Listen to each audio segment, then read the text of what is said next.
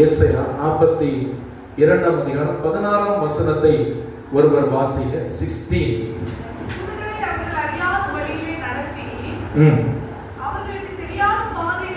குருடரை அவர்கள் அறியாத பாதையில் நடத்தி அவர்களுக்கு தெரியாத பாதைகளில் அவர்களை அழைத்து கொண்டு வந்து அவர்களுக்கு முன்பாக இருளை வெளிச்சமும் கோணலை செவ்வையும் ஆக்குவேன்.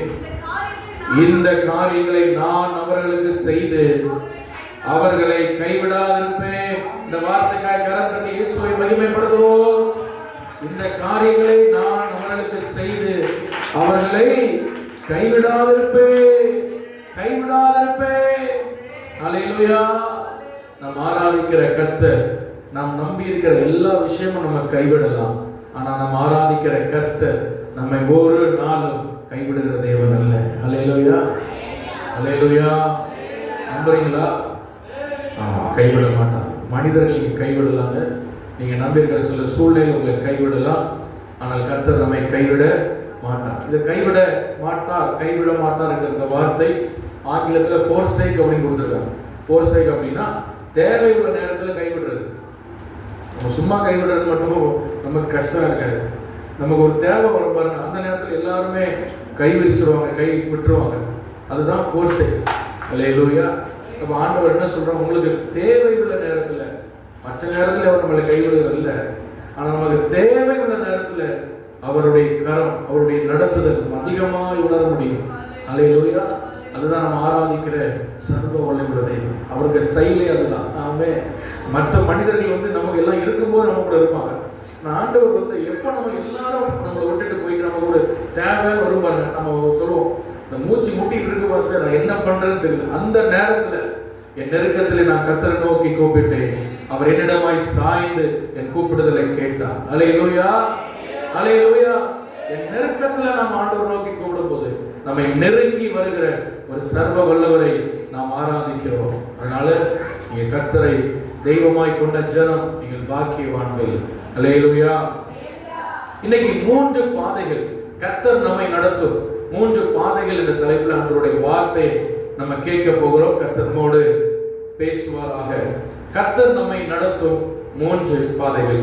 நீங்க அந்த வசனத்துல நல்ல ஆழமா நீங்க பார்த்தீங்க அப்படின்னா, எல்லாரும் ஏசாயா 42:16 வச்சிருக்கீங்களா? திறந்து வச்சிருக்கீங்களா?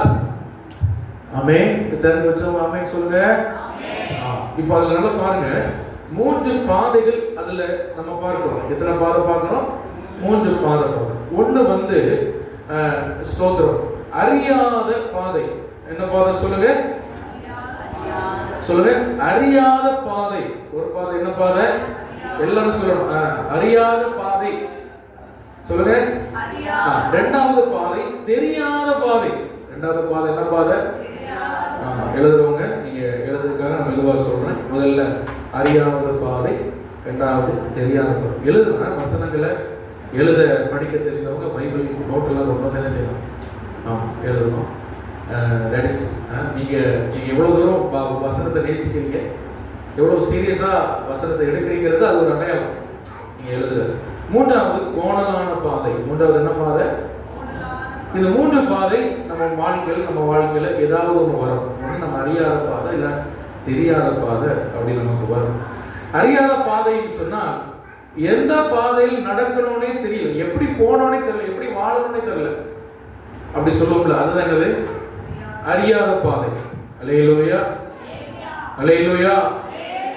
என்ன பண்றனே தெரியல, ஒரு குருடனை போல, ஒண்ணுமே தெரியாது, ஒண்ணுமே தெரியாது. குருடலுக்கு, அதாவது இந்த கண் தெரியாம இருக்கிறவங்களுக்கு பகல் இருட்டெல்லாம் ஒரே மாதிரி. அதே போல ஒண்ணுமே தெரியாது. என் வாழ்க்கையில நான் என்ன பண்ண போறேன், என்ன செய்ய போறேன், என் எதிர்கால திட்டம் என்ன, நான் அடுத்த ஸ்டெப் என்ன எடுத்து வைக்கணும், ஒண்ணும் தெரியாது. அதுதான் இது அறியாத பாதை. அல்லேலூயா. என்ன பண்ண போற, ஆண்டவர் என்ன கொண்டு என்ன செய்ய போறாரு அறியாத பாதை. தெரியாத பாதை என்பது அது இருள் அடைஞ்ச பாதை. தெரியுது, ஏதோ ஒண்ணு தெரியாது, என்ன செய்யணும் தெளிவா தெரிய மாட்டேன். அதான் தெரியாத பாதை. பிரைஸ் எல்லாம். அல்லேலூயா. அறியாத பாதைன்னு சொன்னா நீங்க புரிஞ்சுக்கணும், அந்த கண் தெரியாதவர்களுக்கு இருக்கிறது போல தெரியாத பாதைன்னா கண்ணு தெரியுது ஆனா பாதை தெரியல. கண்ணு தெரியுது ஆனா பாதத்தில் இருட்டா இருக்கு, ஏதோ கொஞ்சம் கொஞ்சம் தெரியுது ஆனா தெளிவா இருக்க மாட்டேங்குது. ஆனா என்ன செய்ய மாட்டேங்குது, தெளிவா இருக்க மாட்டேங்குது. ஹல்லேலூயா. மூணாவது, இதுல போகணும்னு தெரியும், வழியும் எனக்கு தெரியுது ஆனா போக முடியாத பாதை, அதான் கோணலான பாதை. ஹல்லேலூயா. இப்படி வாழணும்னு எனக்கு தெரியுது, இதை நான் செய்யணும்னு எனக்கு தெரியுது, ஆனா போக முடியல, எனக்கு வழி கரெக்டா போக முடியல, சரியா நடக்க முடியல, அதுதான் கோணலான பாதை. இந்த 3 விதமான வாழ்க்கை நமக்கு உண்டு. 3 விதமான சூழ்நிலை ஆண்டவர் நம்மை நடத்துவார். கவனிக்கிறவங்க ஒரு அல்லேலூயா சொல்லுங்க. யாரும் தூங்கக்கூடாது, யாரும் என்ன செய்யக்கூடாது, தூங்கக்கூடாது, கோணலாம் தூக்கி உள்ள வைக்கணும், நோண்டக்கூடாது. அப்போ உங்க வாழ்க்கையில 3 பாதைகள் உங்களுக்கு வரும். நீங்க என்ன பண்ணணும் அறியாம இருப்பீங்க, இல்ல என்ன செய்யணும்னு தெரியாம இருக்கிறது, இல்ல ஒரு கோணலான பாதை. ஹல்லேலூயா, ஹல்லேலூயா. ஆனால் வேதம் சொல்கிறது, இந்த இடத்தில் தான் கர்த்தருடைய கரம் உங்களை நடத்தும். இந்த இடத்தில் தான் கர்த்தருடைய கரம் உங்களுக்காக நீட்டப்பட்டிருக்கும். இந்த காலை வேளையில நீங்க ஒருவேளை இப்படிப்பட்ட நிலையில வந்திருக்கலாம். இந்த சூழ்நிலையில கர்த்தருடைய கரம் உங்களை நடத்தும். ஹல்லேலூயா, ஹல்லேலூயா. என்ன செய்யணும்னு தெரியாத நிலையில நீங்க வந்திருக்கலாம், என்ன எப்படி செய்யணும்னு தெரியாத நிலையில வந்திருக்கலாம், இல்ல எதையும் செய்ய முடியாத நிலையில நீங்க இடத்துல வந்திருக்கலாம். எந்த பாதையா இருந்தாலும் ஹல்லேலூயா, கர்த்தர் அவருடைய கரம் இந்த காலை வேளையிலே உங்களை நடத்தும். ஏன்னா கரம் நம்மளை பிடித்து வைத்திருக்கிறது. ஹல்லேலூயா. எதை நினைத்தும் நீ கலங்காதே மனமே, யெகோவா தேவன் உன்னை நடத்தி செல்வார். யெகோவா தேவன் உன்னை நடத்தி செல்வார். எல்லாரும் பாடலாமா? எதை நினைத்தும் நீ கலங்காதே மனமே, யெகோவா தேவன் உன்னை நடத்தி செல்வார். யெகோவா தேவன் உன்னை நடத்தி செல்வார். யெகோவா தேவன் உன்னை நடத்தி செல்வார். ஆமென், ஆமென், ஹல்லேலூயா. கர்த்தர் நம்மை நடத்தி செல்வார். யெகோவா தேவன் உங்களை நடத்தி செல்வார். விசுவாசிக்கிறீங்களா? ஹல்லேலூயா. ஆமென். இந்த மாதிரி வார்த்தைகள் வரும்போது ஆமென் சொல்லணும், ஹல்லேலூயா சொல்லணும். ஆமென், ஹல்லேலூயா. என்ன செய்யணும்னு தெரியாத நிலை, அதுதான் அறியாத பாதை. எப்படி செய்யணும்னு தெரியாத நிலை, அதுதான் இருளின் பாதை. ஆமென், ஸ்தோத்திரம். எதையும் செய்ய முடியாத ஒரு நிலை, அதுதான் கோணலான பாதை. இந்த 3 பாதைகளிலும் கர்த்தர் எப்படி நம்மை நடத்துகிறார், எப்படி நம்ம நடத்த போகிறார், இல்லைன்னா என்ன மாதிரி நம்ம செய்ய, நம்ம அந்த பாதையில் வரும்போது என்ன செய்யணும், இந்த மாதிரிப்பட்ட வாழ்க்கையில சூழ்நிலை வரும்போது நம்ம என்ன செய்யணும் அப்படின்னு சொல்லி ஆண்டவருடைய வார்த்தையை கொண்டு நம்ம தியானிக்க போகிறோம். கேட்கிற உற்சாகமா இருக்கீங்களா? அல்லேலூயா. என்ன செய்யணும்? முதல்ல இந்த பாதை வரும்போது நான் என்ன செய்யணும்? ஆனா ஒரு காரியத்தை நீங்க மறந்துடக்கூடாது. எப்படிப்பட்ட பாதையா இருந்தாலும் அவருடைய கரம் நம்மை இருக பிடித்திருக்கிறது என்பதை நீங்கள் மறந்து போக கூடாது. அல்லேலூயா. எபிரேய எபிரேய மொழியில இந்த கைவிடாதிருப்பேன் என்கிற இந்த வார்த்தை வந்து இருக பிடிக்கிறது அப்படின்னு சொல்லப்படுறது. எப்படி சொல்லியிருக்கு? இருக பிடிக்கிறது, ஸ்ட்ராங்கா பிடிக்கிறது. எப்போ நம்ம ஸ்ட்ராங்கா பிடிப்போம் ஒரு கையை? சொல்லுங்க. நீங்க உங்க குழந்தைய கையை எப்ப ஸ்ட்ராங்கா பிடிப்பீங்கன்னா, இப்போ ஒரு திருவிழாக்கு போறீங்க, பயங்கர கூட்டமா இருக்குன்னா நம்ம என்ன செய்வோம்? நார்மலா பிடிக்கிறத விட இன்னும் கொஞ்சம் ஸ்ட்ராங்கா என்ன பண்ணுவோம்? பிடிப்போம். ஆமென், அல்லேலூயா. இப்போ ஒரு சர்க்கிளான ஒரு பாதையில நீங்க நடக்கிறீங்க, உங்க கூட உங்க குழந்தை நடந்து வருது அப்படின்னா நீங்க என்ன பண்ணுவீங்க? கொஞ்சம் இறுக பிடிக்கும். ஒருவேளை ஸ்லிப் ஆனாலும் நம்ம என்ன பண்ணிடலாம்? கையை பிடிச்சி தூக்கிடலாம் அப்படின்னு கொஞ்சம் ஸ்ட்ராங்கா நம்ம பிடிப்போம். இல்ல தூக்கி நம்ம நம்மோட மார்போட அணைச்சி இறுக பிடிச்சு வைப்போம். ஒரு கடல்ல பிள்ளை குளிக்க விரும்புது, கால் நனைக்க விரும்புது, ஒன்னு என்ன செய்வோம்னா நம்ம பண்ணுவோம், நல்ல இறுக பிடிச்சுப்போம். கை 2 இறுக பிடிச்சு லேசல காலை தொட்டு, இதுதான் இறுக பிடிக்கிறது. அல்லேலூயா. குழப்பமான பிரச்சனையான சூழ்நிலை ஆண்டவர் சொல்லுகிறார், நான் உங்களை இறுக பிடிக்கிறேன். அல்லேலூயா. எவ்வளவு நல்ல தேவனை நாம் ஆராதிக்கிறோம். Praise the Lord. அல்லேலூயா. நீங்க எப்படிப்பட்ட சூழ்நிலை அந்த இடத்துல வந்திருந்தாலும் ஆண்டவர் உங்களை இறுக பிடித்திருக்கிறார் என்று வேதம் சொல்லுகிறார். ஆமென், ஹல்லேலூயா. அதே வார்த்தை இன்னும் ஆழமா பார்த்தோம்னு சொன்னா உரிமையோடு பிடிப்பது. எல்லா கையும் நம்ம பிடிக்க முடியாது, ஆனா நமக்கு உரிமையான கையை நம்ம இறுக பிடிப்போம். பிரைஸ் எல்லாம், ஹல்லேலூயா. ஆமா, கணவன் மனைவியுடைய கையை, மனைவி கணவனுடைய கையை உரிமையோடு பிடிப்பாங்க. எப்படி பிடிப்பாங்க? உரிமையோடு. அதுல ஒரு உரிமை இருக்கு. அது போல ஆண்டவர் சொல்கிறார், நீ என்னுடைய மனவாட்டி, நான் உரிமையா பிடிக்கிறேன். உரிமையாய் பிடிக்கிறது, சும்மா இறுக பிடிக்கிறது மட்டும் அல்ல, அந்த பிடிப்புலயே தெரியும் அவருடைய அன்பு, அவருடைய இரக்கம். ஹல்லேலூயா. ஆமா, சோதரர், நீங்க எப்படி அவர் கையை பிடிச்சு வச்சிருக்கீங்களா? ஒரு இறுக்கி பிடிச்சு வச்சிருக்கீங்களா? நிறைய நேரங்கள் அவர் நம்மளை இறுக பிடிக்கிறார், அவர் பிடிக்க விடுறதே இல்லை. ஆனா நம்ம தான் உருவிட்டு பிரைஸ் எல்லாம், ஹல்லேலூயா. ஆமா, சில நேரம் ஞாயிற்றுக்கிழமை காணாத ஆள ஒரு கையை உருவிட்டு ஓடிடுறியா, எங்கவா போனீங்க, அங்க போனோம் இங்க போனோம். பிரைஸ் எல்லாம், ஹல்லேலூயா. ஆமா, அவர் நம்மளை பிடிக்கிறது இல்லை, நம்மளும் கொஞ்சம் இறுக பிடிக்கணும் அவரை. சோதனைகள் பாடுகள் வரும்பொழுது, பிரச்சனைகள் வரும்பொழுது எசப்பான்னு இறுக பிடிக்கணும், விட்டுட்டு ஓடணும்னு நினைக்கப்படாது. ஆமே, கர்த்தர் நல்லவர். முதலாவது ஆமென், ஸ்தோத்திரம். ஏன் அவருக்கு ஏமல் அவ்வளவு உரிமை? ஏன் ஆண்டவர் ஏமல் அவ்வளவு உரிமை? நான் ஒண்ணு இல்லை, அவருடைய சொந்த இரத்தத்தை சிந்தி என்னை அவர் விலை வாங்கி இருக்கிறார், விலைக்கு வாங்கி இருக்கிறார். அதனாலதான் அவ்வளவு உரிமை அவருக்கு என் மேல். ஹல்லேலூயா. அவருடைய சொந்த இரத்தத்தை எனக்காக அவர் சிந்தி இருக்கிறார், உங்களுக்காக சிந்தி இருக்கிறார். அந்த இடத்துல இருக்கிற ஒவ்வொரு தெய்வ பிள்ளைகளுக்கு, சத்தத்தை கேட்கிற ஒவ்வொரு தெய்வ பிள்ளைகளுக்காகவும் இயேசு தம்முடைய சொந்த இரத்தத்தை சிந்தினபடியால தான் அவ்வளவு உரிமை உங்களுக்கு. உங்க பிள்ளைங்க மேல ஏன் நீங்க அவ்வளவு உரிமை வைக்கணும்? அது உங்க ரத்தம், அதனாலதான் அவ்வளவு உரிமை உங்களுக்கு. நீங்க அடிக்கலாம், நீங்க அன்பு செலுத்தலாம், எல்லாம் நீங்க செய்யலாம். ஆனா ஏன்னா உங்களுக்கு உரிமை இருக்கு. அது போல கர்த்தர் சொல்றார், எனக்கு உங்கள் மேல் உரிமை இருக்கு, உங்களை ரத்தம் கொடுத்து வாங்கி இருக்கிறேன். சும்மா இல்ல, நீங்கள் இயேசுவின் விலையேற பெற்ற ரத்தத்தால் மீட்கப்பட்ட கூட்டம், சாதாரணமானவர்கள் இல்ல. ஹல்லேலூயா சொல்லுங்க, ஹல்லேலூயா. உங்கள் மேல் சகல அதிகாரமும் சகல உரிமையும் அவருக்கு இருக்கிறது. பிசாசு அந்த உரிமை நடுவுல வர முடியாது. ஆமென் சொல்லுங்க, ஹல்லேலூயா. அவருடைய சொந்த பிள்ளைகள். சரி, அறியாத பாதை. ஏசாயா 41:9 வாசிங்க. கர்த்தர் அறியாத பாதையில் எப்படி நம்ம நடத்துகிறார் நம்ம பார்க்க போறோம். நான் பூமியின் கடையாந்தங்களிலிருந்து உன்னை எடுத்து அது நிலையிலிருந்து அழைத்து வந்து நீ என் தாசன், நான் உன்னை தெரிந்து கொண்டேன், நான் உன்னை வெறுத்து விடவில்லை என்று சொன்னேன். அல்லேலூயா. பூமியின் கடையாந்தரங்களில் என் வாழ்க்கை, ஆமென், நம்ம ஆண்டவர் நம்மளை எடுத்தார். எங்க இருந்து எடுத்தார் சொல்லுங்க? பூமியின் கடையாந்தரங்கள். நல்ல கவனிங்க, அறியாத பாதையில ஆண்டவர் நம்மளை நடத்தும் பொழுது, நல்ல கவனிங்க, ஆண்டவர் நம்மளை நடத்தும் பொழுது நீங்க என்ன செய்யணும் அப்படின்னு நான் சொல்றேன். எனக்கு என்ன பண்ணணும்னு தெரியல, கண்ணை கட்டி காட்டில் விட்ட மாதிரி இருக்கு அப்படின்னு ஒரு வாழ்க்கை, ஒரு சூழ்நிலை நீங்க வந்து உட்கார்ந்துருக்கலாம்.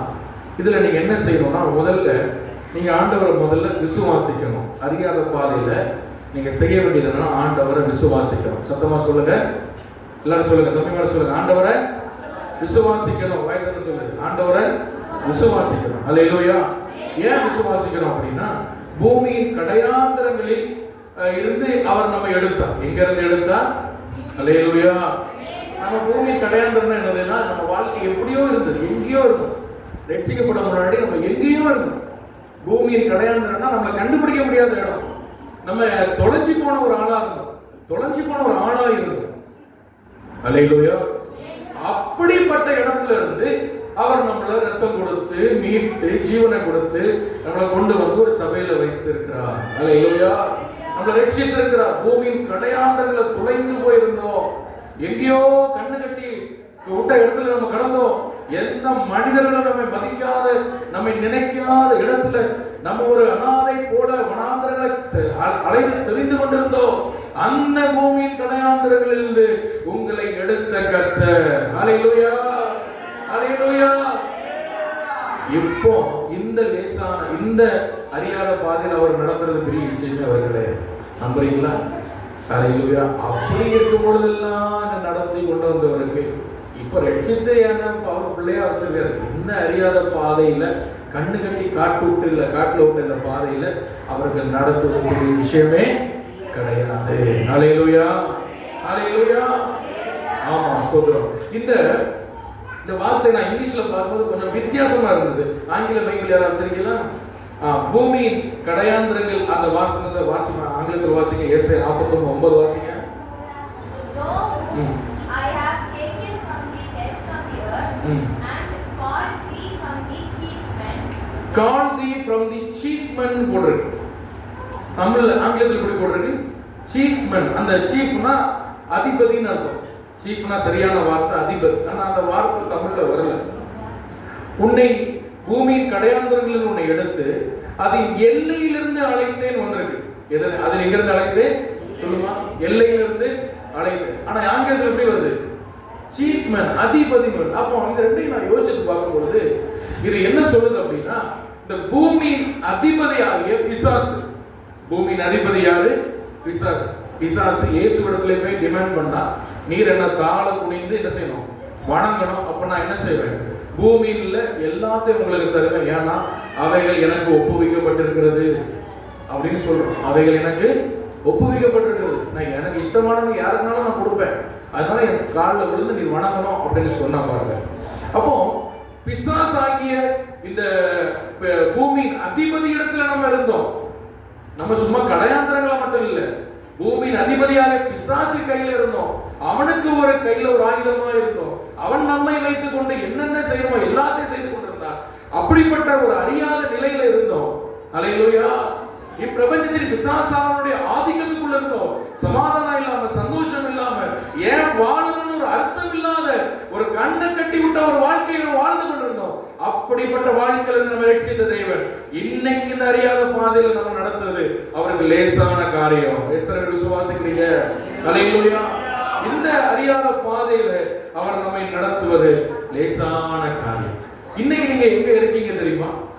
எங்க இருக்கீங்க தெரியுமா? ஏசாயா 49:15-16 வாசிங்க. ஏசாயா 49:14 இருந்தே வாசிங்க. 49:14.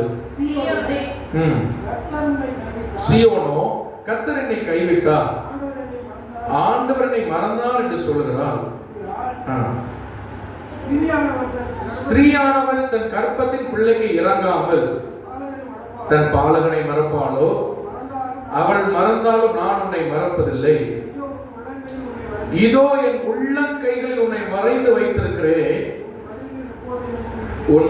உன் மதில்கள் எப்பொழுதும் எனக்கு முன்பாக இருக்கிறது. எல்லாரும் சத்தமா அல்லேலூயா சொல்லுவோம்.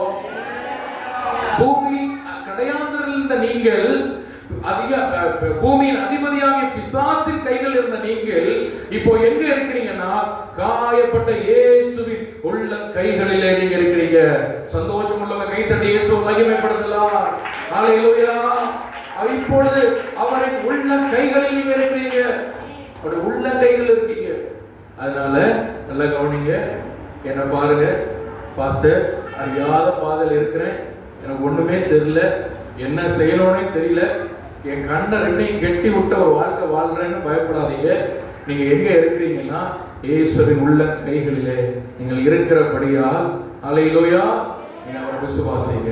அறியாத பாதையில் நம்ம செய்ய வேண்டிய ஒரு விஷயம், அவரை விசுவாசிக்கணும், அவரை நம்பணும். அவர் என்னை நடத்துவார், அவர் என்னை போஷிப்பார், என்னை பாதுகாப்பார், எல்லாவற்றையும் கர்த்தர் எனக்காக செய்து முடிப்பார். ஹல்லேலூயா.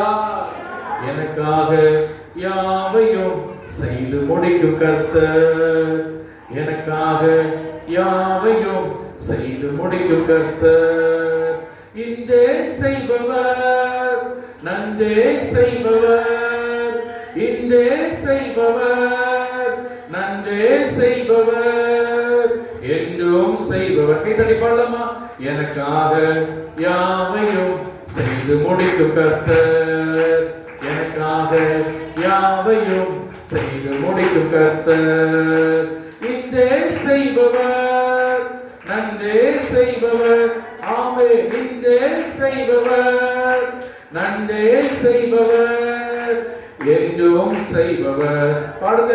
எனக்காக யாவையும் செய்து முடிக்கும் கர்த்தர், எனக்காக யாவையும் செய்து முடிக்கும் கர்த்தர். இன்றே செய்வார், இன்றே செய்பவர், நன்றே செய்பவர், இன்றே செய்பவர், நன்றே செய்பவர், என்றும் செய்பவர், என்றும் செய்பவர், எனக்காக யாவையும் செய்து முடிக்கும் கர்த்தர்.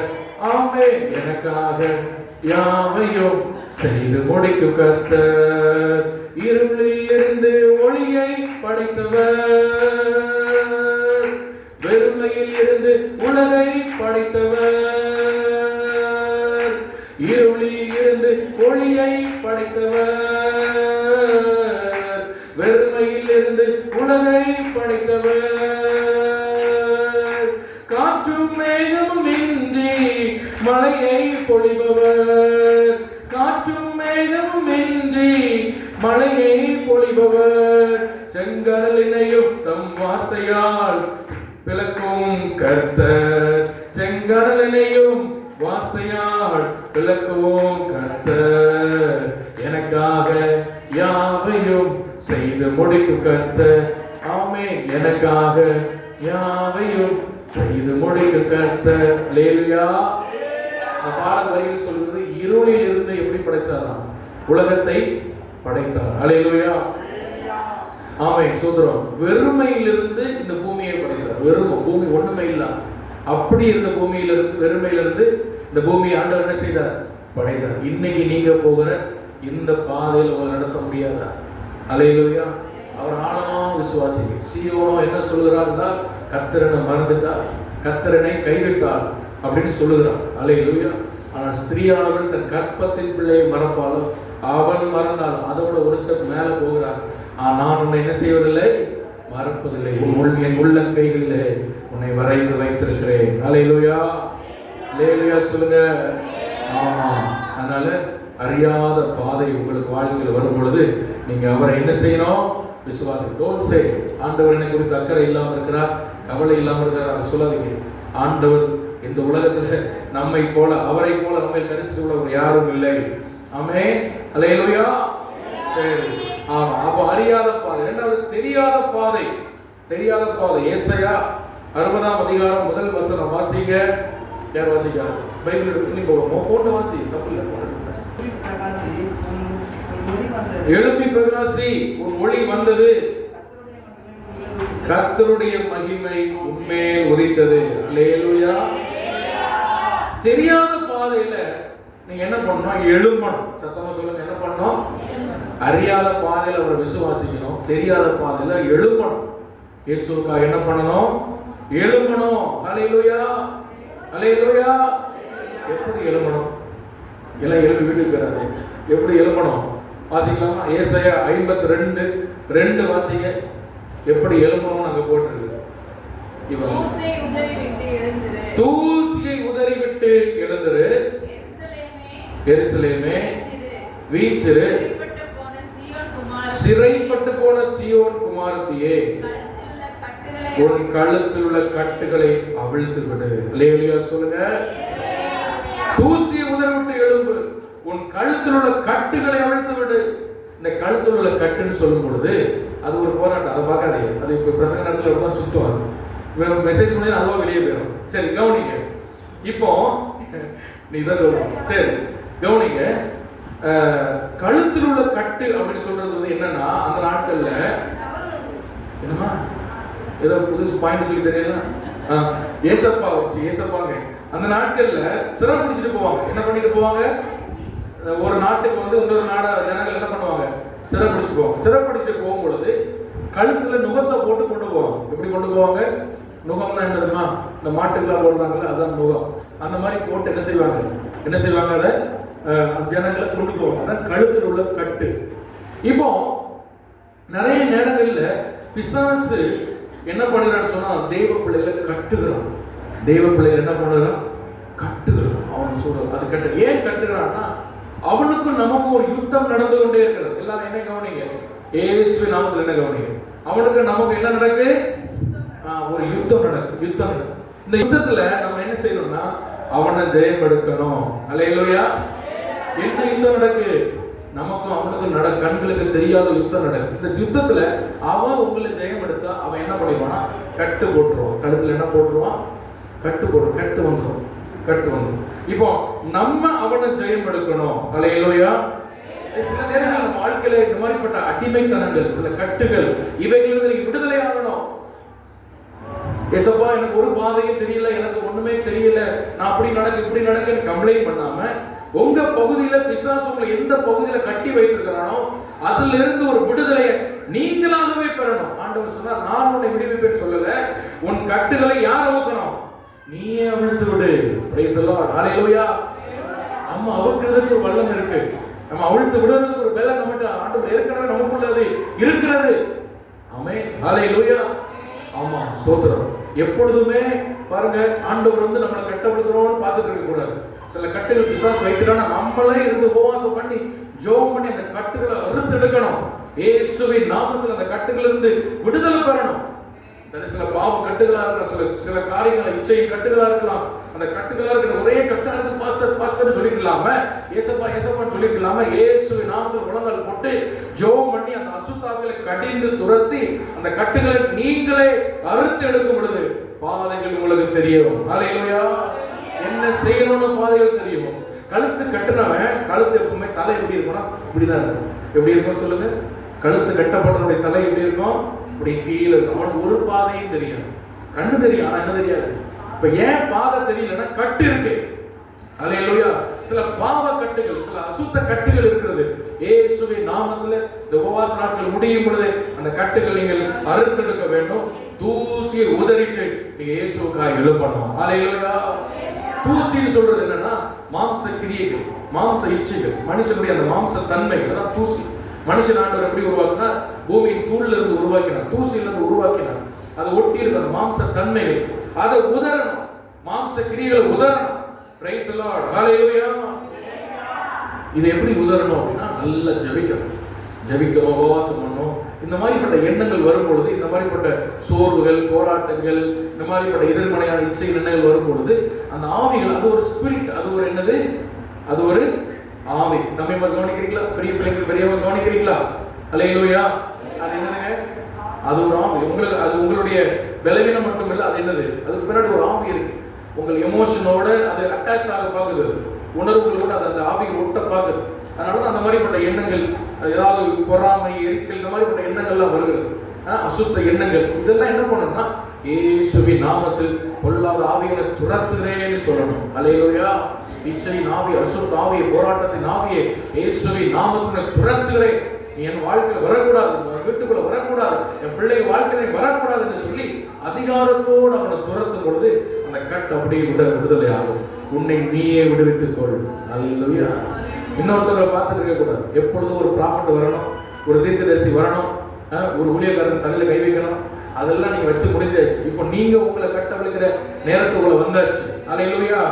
ஆமா, ஆண்டவர் உங்களை பயன்படுத்தினா நீங்க அப்படியே செய்யணும். உங்க குடும்பத்துக்குள்ள ஒரு கட்டவிழ்க்கிற பிள்ளைகளாய் நீங்கள் மாற வேண்டும். தூசியை உதறிவிட்டு நீங்கள் எழும்ப வேண்டும். ஹல்லேலூயா. ஹல்லேலூயா. அப்படி செய்யும் பொழுது என்ன நடக்குமா? ஏசாயா 60 வாசிங்க, அதுல திரும்ப போவோம். ஏசாயா 60:2 வாசிங்க. ஏசாயா 60:2 வாசிங்க. இதோ இருள் பூமியையும் காரிருள் ஜனங்களையும் மூடும், ஆனாலும் உன்மேல் கர்த்தர் உதிப்பார், அவருடைய மகிமை உன்மேல் காணப்படும். ஹல்லேலூயா. ஹல்லேலூயா. அவருடைய மகிமை, வெளிச்சம் உண்மையில் உதிக்கணும். அதை நம்ம செஞ்சோம். இந்த கட்டுகளை உடைத்து தூசியை உதறிட்டு, ஆமென். ஹல்லேலூயா. சின்ன சின்ன காரியங்களா இருக்கும், அதை கூட நம்ம பரவாயில்ல, அது இருக்கட்டும், அது இருக்கட்டும் அப்படின்னு நமக்கு இருக்கக்கூடாது. அது தூசி, அதை உதறணும். ஆமென். ஹல்லேலூயா. இதெல்லாம் ஆண்டவர் பார்வையில் பெரிய விஷயமே கிடையாது. இதெல்லாம் ஆண்டவர் பார்வையில் பெரிய விஷயமே கிடையாது. அதெல்லாம் ஒரு பிரச்சனை இல்லை. ஆமென். ஸ்தோத்திரம். ஹல்லேலூயா. அப்படியே நம்ம அதை வச்சு இருக்கக்கூடாது. அதை பார்த்துக்கிட்டே பரவாயில்ல, நான் எவ்வளோ பெரிய பாவியா இருந்தேன், இது சின்ன விஷயம் தானே. இப்படி இருக்கிறதுனால தான் சில தேவ மகிமை உங்க மேல உதிக்க மாட்டேங்குது, தேவ மகிமை உங்களுக்கு கிடைக்க மாட்டேங்குது. தூசியை கூட உதறணும் ஆண்டவருக்காக. தூசி என்ன செய்யணும்? உதற. சின்ன சின்ன விஷயங்களா இருக்கும், ஆண்டவருக்கு பிடியும் இல்லாத சின்ன சின்ன விஷயம் தூசியை போல உதறி போட்டுட்டு நீங்க எழும்புவீங்க அப்படின்னு சொன்னா அவருடைய மகிமை உங்கள் மேல் உதிக்கும். அவருடைய மகிமை உங்கள் மேல் உதிக்கும். ஹல்லேலூயா. ஆமா, அவருடைய வெளிச்சம் உங்கள் மேல் இருக்கும். ஏன் அப்படின்னா யோவான் 8ஆம் அதிகாரம் 12ஆம் வசனம் சொல்லுகிறது. வாசிங்க. யோவான் 8ஆம் அதிகாரம் 12ஆம் வசனம். ஸ்தோத்திரம். மறுபடியும் இயேசு ஜனங்களை நோக்கி, நான் உலகத்திற்கு எப்படி இருக்கிறேன்? ஒளியா இருக்கிறேன்.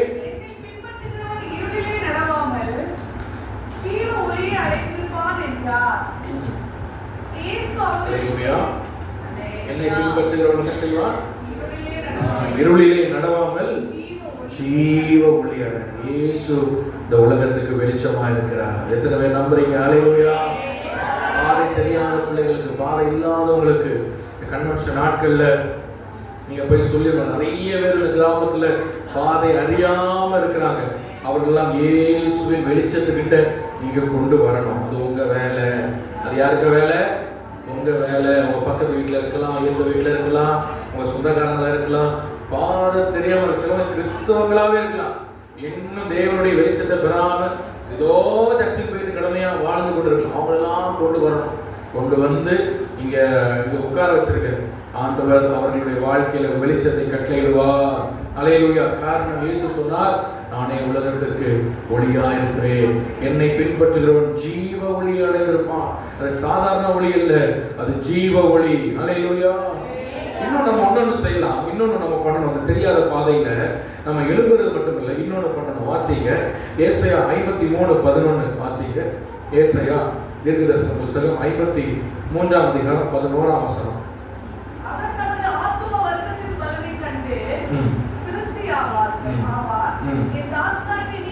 என் தாசனாகிய நீதிபர் தம்மை பற்றும் அறிவினால் அநேகரை நீதிமான்களாக்குவார். அவர்களுடைய அக்கிரமங்கள் தாமே சுமந்து கொள்வோம். எப்படி அநேகரை நீதிமான் ஆக்குவார்? அதுல என்ன போட்டிருக்கு? வாசிங்க. தம்மை பற்றும் அறிவினால். எப்படி சொல்லுங்க? தம்மை பற்றும் அறிவினால். அதான் வேத வாசிக்கும். வேத வாசிக்கணும். வேத தேவனை குறித்து அறியணும். நீங்க தேவனை குறித்து அறிய அறிய அறிய அறிய அந்த இருள் என்ன செய்யும்? சிந்தையில் இருக்கிற இந்த வாழ்க்கையில் இருக்கிற இருள் என்ன பண்ணும்? மாறும். இந்த வெளிச்சம் அப்படியே நமக்குள்ள பிரவேசிக்கும். Praise the Lord. ஹல்லேலூயா. வேதத்தை நல்லா உட்கார்ந்து டைம் எடுத்து வாசிக்கணும். ஆமென். ஹல்லேலூயா சொல்லுங்க. வருஷம் முடிய போது எத்தனை பேர் பைபிள் நல்லா படிச்சீங்க? இந்த வருஷம் நல்லா நான் பைபிள் படித்தேன், பைபிள் வாசித்தேன். யாராவது சொல்ல முடியுமா? நல்ல பைபிள் படித்தேன், திருப்தியாக நான் டெய்லி பைபிள் படித்தேன் சொல்ல முடியுமா? நல்லா உட்காந்து பைபிள் என்ன செய்யணும்? வாசிக்கணும். வாசகம் பொறுமையாக வாசிக்க, ஒவ்வொரு வசனத்தையும் யோசித்து யோசித்து வாசிக்கணும். தியானித்து தியானித்து வாசிக்கணும். அப்படி வாசிங்கன்னா ரொம்ப இனிமையாக நேரம் போகிறதே தெரியாது. சும்மா கடமையாக வாசிக்காமல் கடகடகடன் வாசிக்காமல் நிறுத்தி நிதானமாக என்ன செய்யணும்? ஒவ்வொரு பகுதியும் நீங்கள் வாசிக்கணும். சிலது புரியாமல் தான் அப்படி விட்டுறணும். மற்றது புரிகிறத அப்படியே எடுத்து யோசித்து என்ன பண்ணணும்? வாசிக்கணும். வேதத்தை வாசிக்கணும். அது உங்களுக்கு அறிவை கொடுக்கும், வெளிச்சத்தை கொடுக்கும். உங்கள் வாழ்க்கையில் நீங்கள் அடுத்து என்ன செய்யணும்னு உங்களுக்கு அதை சொல்லிக் கொடுக்கும். வேதம் அவ்வளவு இனிமையானது. Praise the Lord. ஹல்லேலூயா. நல்லா பைபிளை வாசிக்கணும். புதிய வருஷத்தில் நல்ல பைபிளை படிக்க என்ன செய்யணும்? இன்னும் கொஞ்சம் நீங்கள் முயற்சி எடுக்கணும். எல்லா வருஷமும் எடுக்க முயற்சி தான் மாஸ்டர். ஜனவரியோடு முடிஞ்சிருக்குன்றீங்களா? எல்லா வருஷமும் நல்ல பைபிள் படிக்க ஒரு வருஷத்துக்கு ஒரு வாட்டியாவது என்ன செய்யணும்? படித்து முடிக்கணும். பைபிள் ஒரு வாட்டி படித்து முடிச்சிருக்கேன்னு சொல்கிறது யாராவது இருக்கீங்களா? ஆண்டவர் உங்களை ஆசீர்வதிப்பார். சோதரம் நல்லா ஒரு வாட்டி, ஒரு வருஷத்துக்கு ஒருக்கான அடுத்த வருஷம் 2 வாட்டி படித்து என்ன செஞ்சிடணும்? வாசித்து முடிச்சிடணும். நல்ல பைபிளை உட்காந்து வாசிங்க. நேரம் எடுத்து நீங்கள் வாசிக்கலாம். சும்மா இருக்கிற நேரத்தில் என்ன செய்யும்? பைபிள் எடுத்து வாசிங்க.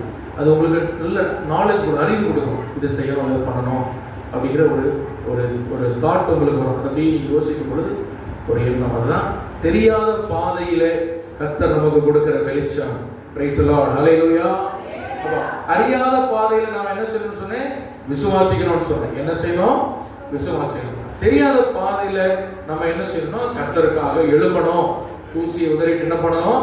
கர்த்தருக்காக நம்ம எழும்பணும். சரி, மூன்றாவது கோணலான பாதையிலே நான் நம்மளை நடத்துவேன் சொன்னேன். கோணலான பாதை. ஏசாயா 40ஆம் அதிகாரம். ஏசாயா தீர்க்கதரிசன புஸ்தகம் 40ஆம் அதிகாரம் 3-4 வாசிங்க.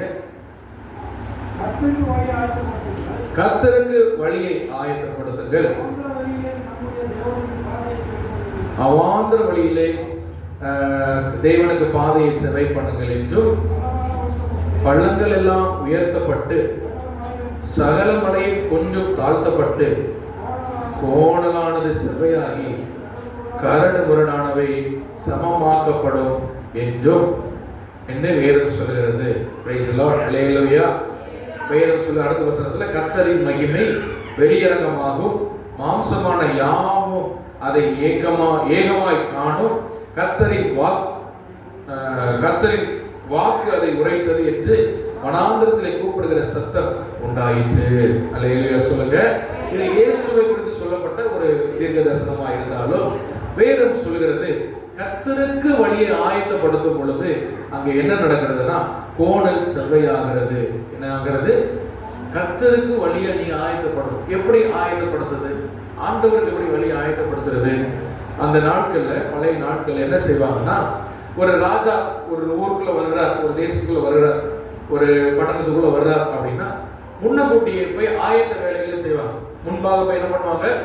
ஆயத்த வேலைகளை செய்வாங்க. அவர் வர்றதுக்கு ஒரு நாளைக்கு முன்னாடியே இல்லை 10 நாளைக்கு முன்னாடியே என்ன பண்ணுவாங்கன்னா அந்த வேலைகளை செய்வாங்க. அந்த பாதையில முள்ளு கிடக்குதா, புதர் இருக்குதா, முள் புதர்கள் ஏதாவது வளர்ந்துருக்குதா, கல் கிடக்குதா, அந்த பாதையில் ஏதாவது கோணலும் மாறுபாடுமா இருக்கா, குண்டு கிடக்குதா, எல்லாம் பார்த்து அந்த பாதை அப்படியே நீட்டாக்குவாங்க, செவ்வையாக்குவாங்க.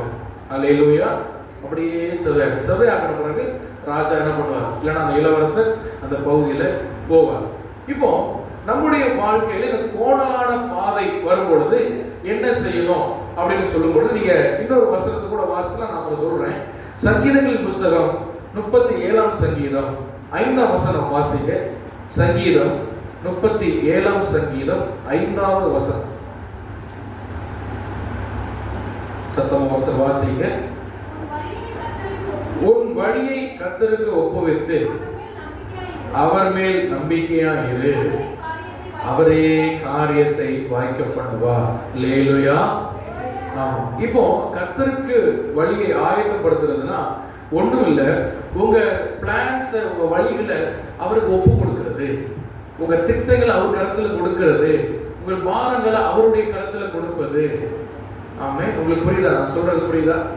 உங்களுக்கு சில வழிகளில் நடக்க முடியல, சில பாதையில் உங்களுக்கு போக முடியல, உங்களுக்கு ரொம்ப சிரமமா இருக்கு, ரொம்ப கஷ்டமா இருக்கு, நீங்க போராடிக்கிட்டு இருக்கிறீங்க அப்படின்னா நீங்க அந்த பிளான்ஸ், அந்த திட்டங்களை ஆண்டவர் கையில ஒப்பு கொடுக்கணும். ஜெபத்துல இருந்து ஆண்டவர் கையில என்ன செய்யணும்? ஒப்பு கொடுக்கணும். அல்லேலூயா சொல்லுங்க. அல்லேலூயா. பாருங்க, அது இன்னும் எபிரேயர்கள் அழகா போட்டு பாறையை உருட்டி விடுவது போல. உங்ககிட்ட ஒரு பாறை இருக்கு, ஒரு பாறை இருக்கு, அதை ஆண்டவர்கிட்ட அப்படியே ரோல் பண்ணி, அப்படியே ஆண்டவரே இப்படி ஒரு விஷயம் இருக்குப்பா, இப்படி ஒரு காரியம் இருக்குப்பா, இது எப்படி செய்யணும்னு தெரியலப்பா, நீர் எனக்கு ஆலோசனை தரணும், நீர் எனக்கு வழிநடத்தல் தரணும்னு சொல்லி அவர் கையில அந்த காரியத்தை முழுவதுமாக பொறுப்பை அவர் கையில கொடுக்கணும். பாதி பொறுப்பு நீங்களும், பாதி பொறுப்பு ஆண்டவர்கிட்டையும் கொடுத்துட்டு இருக்கக்கூடாது. ஆமே. எனக்கு தெரிஞ்சதெல்லாம் நான் செய்வேன், உங்க சைடில் நீங்க செய்ய வேண்டியது செய்யுங்க, கடைசியில் முடிவு எப்படி வருதுன்னு பார்ப்போம். அப்படி இல்லாம ஒரு குழப்பம் வரும் பொழுது, ஒரு காரியம் எப்படி செய்யணும்னு தெரியல, ஒரு காரியம் நமக்கு வாய்க்கல, ஒண்ணுமே பண்ண முடியல, ரொம்ப போராடுற மாதிரி இருக்கு, எல்லாமே கோணலா இருக்கு, ஒண்ணும் கரெக்டா தெரியல அப்படின்னா அப்படியே ஆண்டவர் சமூகத்துல இருந்து அதை கர்த்தர் கையில ஒப்பு கொடுக்கணும். உன் வழியை கர்த்தருக்கு ஒப்புவித்து ரெண்டாவது என்ன செய்யணும்? அவர் மேல் நம்பிக்கையா இருக்கணும். கண்டிப்பா ஆண்டவர் ஒரு அற்புதம் செய்வார், கண்டிப்பா எனக்கு ஒரு வழி காட்டுவார் என்று சொல்லி நீங்க அவர் மேல் நம்பிக்கையா இருந்தீங்கன்னா வேதம் சொல்கிறது பாதைகள், காரியத்தை அவர் வாய்க்க பண்ணுவார். அல்லேலூயா. காரியத்தை அவர் என்ன செய்வார்? வாய்க்க பண்ணுவார்.